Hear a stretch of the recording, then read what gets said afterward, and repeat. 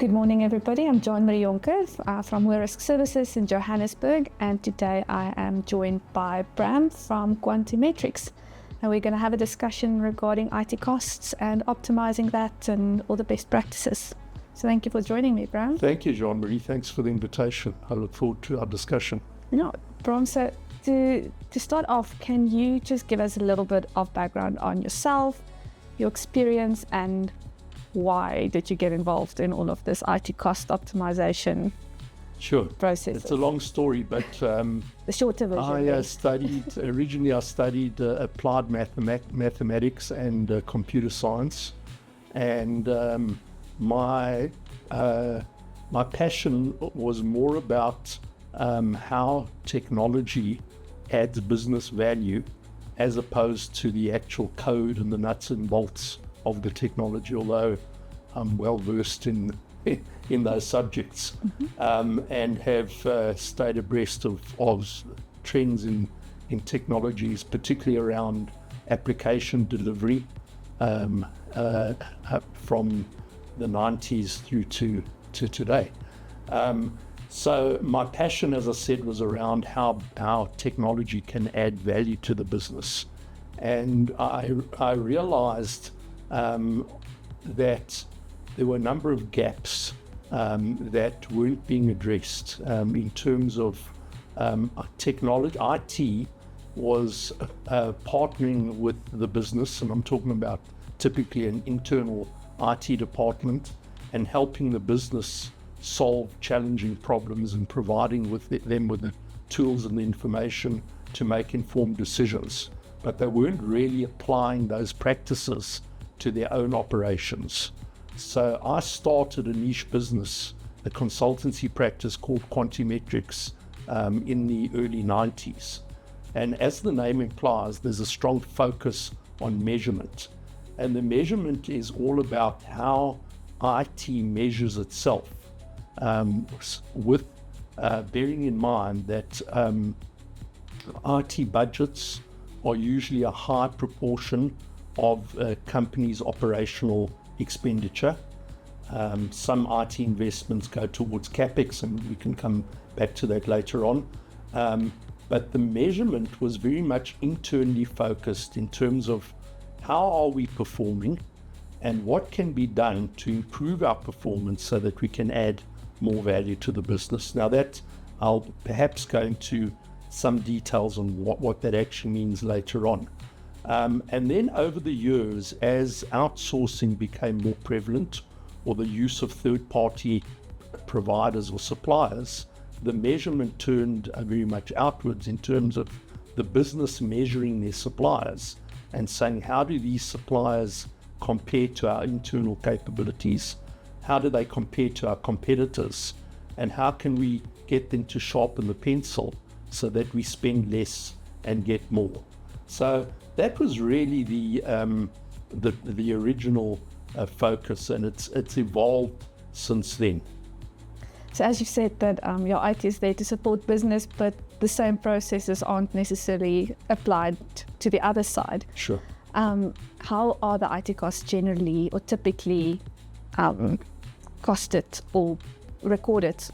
Well, that's a very interesting question, because we've recently completed a few exercises for large listed companies, and when we ask them about their IT budget, how much they're spending on IT and what they're spending it on, we don't get an immediate answer, and there are a number of reasons for that. First of all, what are we spending is not as simple as it sounds, because there might be one or more IT departments, but then there's often technology spend that's managed by business units and recorded in their costs and not necessarily rolled up into the category of IT. So that perhaps is a challenge that needs to be addressed. So if an organization wants to report on their total IT expenditure, they really need to include all IT spend on application development, application maintenance, the provision of infrastructure, etc., and roll that up into one number. But then what's more important is what they spend it on. Now that's really challenging to get really meaningful feedback on, because what we find is that all expenses go into the general ledger under various cost codes, and you get a list of several thousand different items and categories. So I guess that leads on to how should these cost components be recorded. So what we encourage our clients to do is to take a service-oriented view on IT and try and categorize or summarize their costs into the services that IT provides to the business.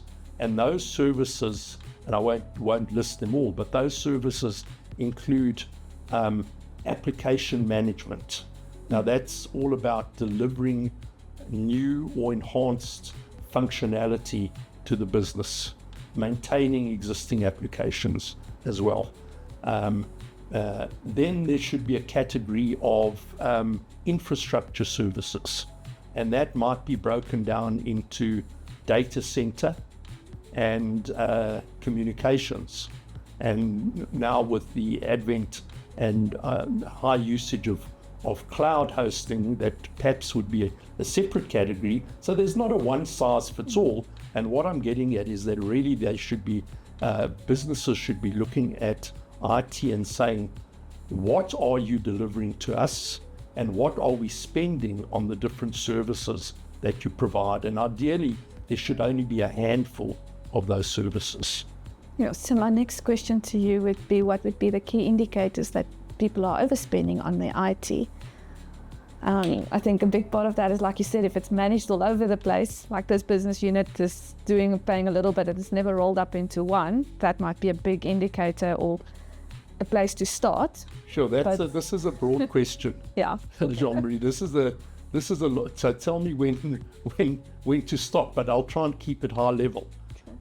So one of our value propositions in Quantimetrics is that we are a benchmark provider. And there are a number of different components to that. So although we address broad IT costs and cost management, most of our work is in the application management space. And as I said earlier, application management involves the project world, running projects either in-house or with third-party suppliers to develop requirements for our unique business needs, to enhance those applications, or again by way of projects. And we started in about 95 benchmarking the performance of projects. So executives may have a gut feel that we're paying too much for a particular application or project, but how do they really know that?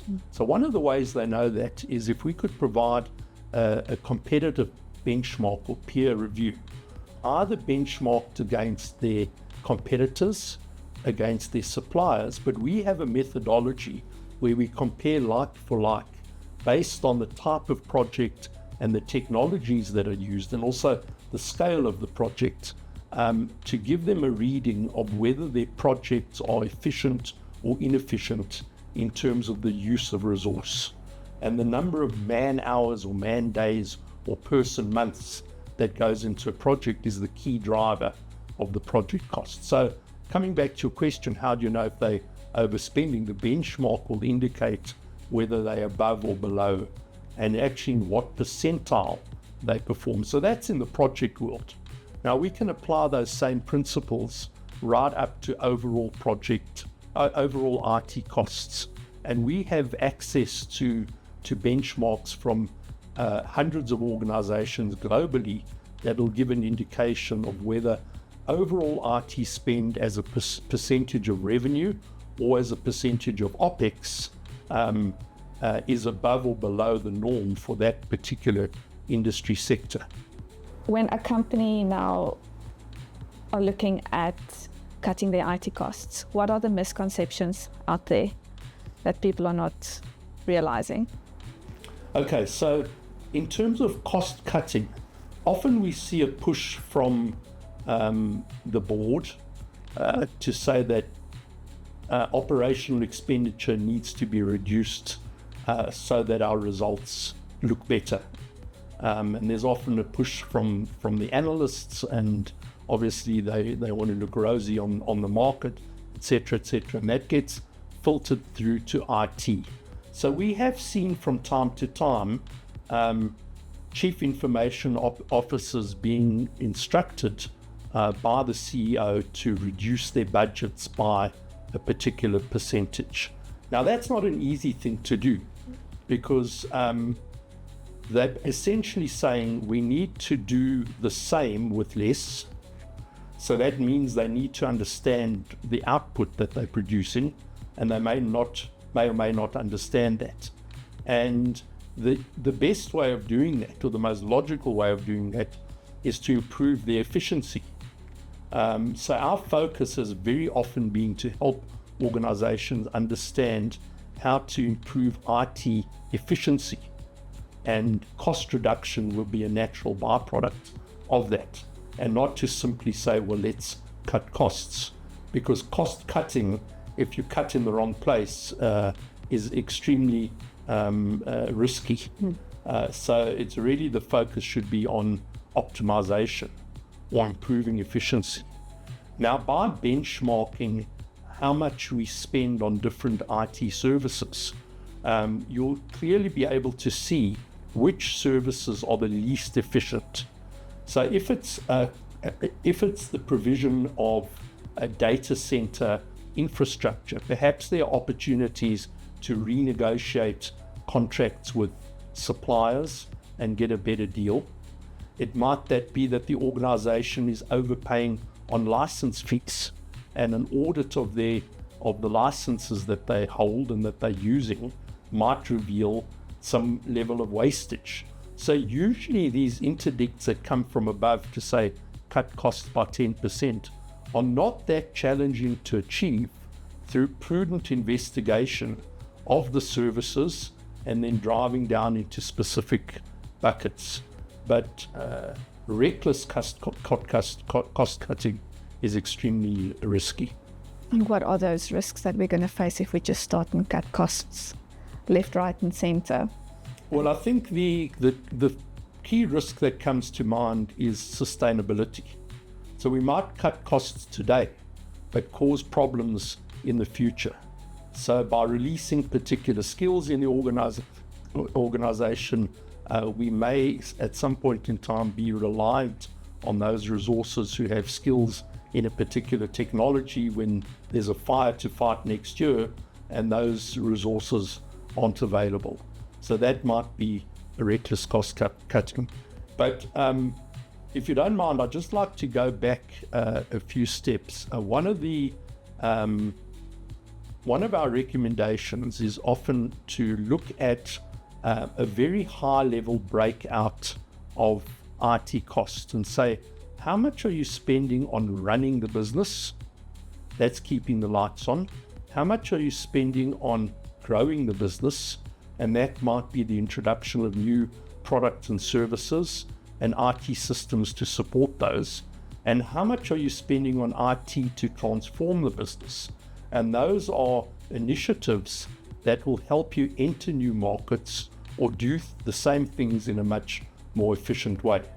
So coming back to, and I've taken a long loop around, coming back to cost cutting, most of the opportunities lie in the run space. So if you look at run, grow, transform, in most organizations, a large proportion of the spend is in run. And that's where they need to optimize. Now, if they cut out anything from grow or transform, you're really limiting your future growth strategy. Yeah, and I think that's the key part. When you talk about run, that's where the efficiencies sit and where you can improve on those. Sure. How do you address the boards, or how should companies be addressing a board's perspective on IT, or what they want to hear? What does the board want to hear about IT? What should they be hearing about?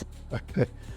So, Jean-Marie, in terms of King 4, there is a requirement that the board should have oversight over IT in terms of IT being effectively managed.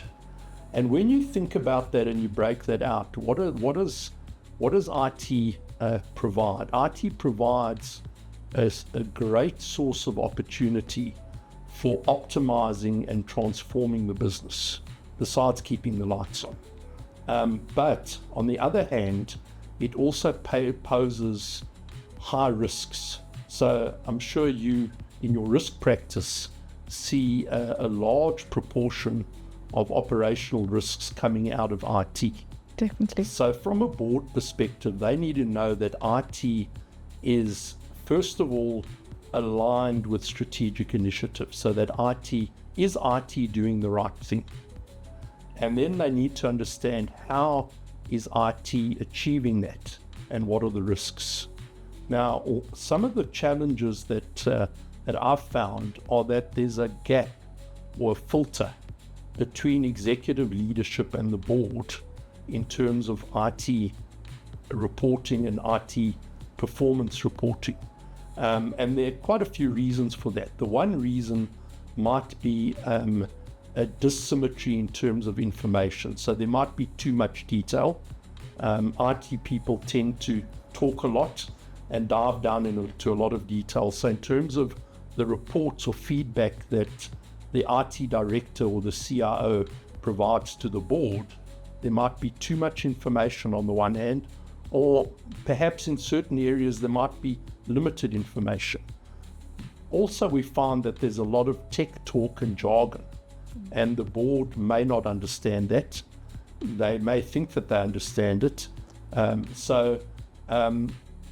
There's definitely an opportunity to improve the way that IT reports to the board. And they need to do so bearing in mind that the board is interested in understanding, are we delivering in terms of business strategy? What is the expenditure going towards? And how does that compare with our competitors and the rest of the industry? And what are the key risks? So much of cost management and optimization and all of that really should be on the board agenda. Most definitely. I think the jargon part is always a key one, where people think everybody, IT is it's everywhere. We all deal with it on a daily basis. But there's still certain jargon that I think people think they understand, but not completely understand. Yeah. And also I've heard that, I've seen that in many organizations, IT reports into the Audit and Risk Committee.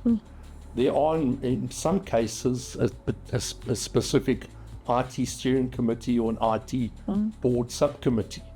Now, because Audit and Risk have so much on the agenda, maybe IT comes second.